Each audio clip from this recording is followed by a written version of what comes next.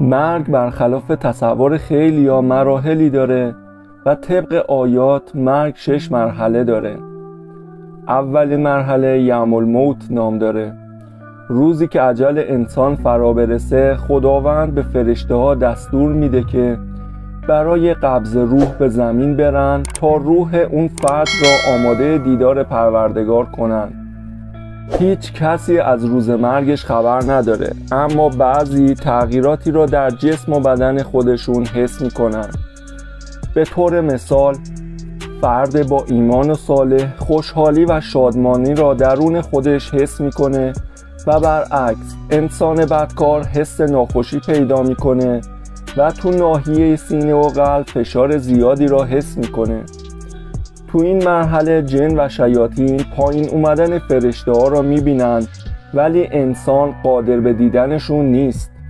و اما مرحله دوم مرگ قبض روح به شکل تدریجی هستش. این مرحله از کف پا شروع و بعد از ساقها و زانوها و پاها بالا رفته، سپس از شکم و ناف و سینه بالاتر رفته و تا جایی که تراقی اسم داره بالا میاد. در اینجا انسان احساس خستگی شدیدی میکنه و سرگیجه داره. به نوعی احساس میکنه فشارش افتاده و همچنان خبر نداره که روح اون در حال خروج از بدنه، تا اینکه مرحله سوم فرا میرسه.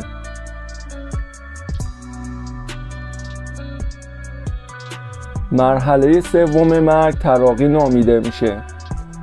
تراقی به 2 استخوان زیر گلو که به سمت کتف‌ها کشیده شده گفته میشه. در اینجا انسان با خودش میگه چه کسی میخواد روح منو بگیره؟ ملائکه یا فرشته عذاب؟ تو این لحظه است که اطرافیان میگن با اورژانس تماس بگیر یا براش قرآن بخونید. اما خود شخص هنوز امید به زندگی داره، چرا که باور نداره روحش در حال خارج شدنه. اون دست و پا میزنه که بمونه، اما خداوند میفرماید تمام شد. روح از ساقها بالاتر رفته، توان تکان دادن اون را نداره. روح خارج شده و به تراقی رسیده. مرحله چهارم مرحله الحلقوم که از مراحل پایانی مرگه و مرحله بسیار سختیه و علت اون هم اینه که برای انسان‌ها پرده‌ها کنار میرن و با چشم‌های خودشون حضور ملائکه را میبینن. مرحله دیدن آخرت در اینجا آغاز میشه و به اطرافیان خطاب میشه که شما در جایی هستید و او در جای دیگر. شما چیزی را میبینید و او چیزی دیگری میبیند.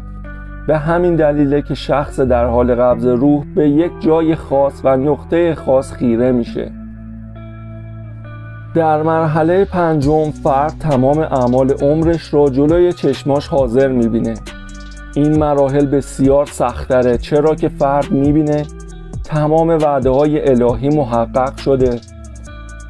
تو این مرحله شیطان وارد میشه و فرد رو نسبت به خدا، پیامبر و دین به شک میندازه و با تمام وجود تلاش میکنه اونو کافر از دنیا خارج کنه.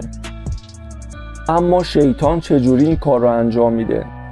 شیطان به انسان در حال مرگ یکی از بستگان که قبلا مرده را نشون میده که با صدای بلند فریاد میزنه که من قبل از تو مردم و اسلام و پیامبر حق نیست. با این روش سعی میکنه انسان از اعتقادات خودش دست بکشه و کفر بگه. به همین دلیل گفته شده تا زنده اید از فتنة الممات به خدا پناه ببرید. اما اگر به محبت خدا و پیامبر و اهل بیت پایبند باشید، پس به همون نیز از دنیا خواهید رفت.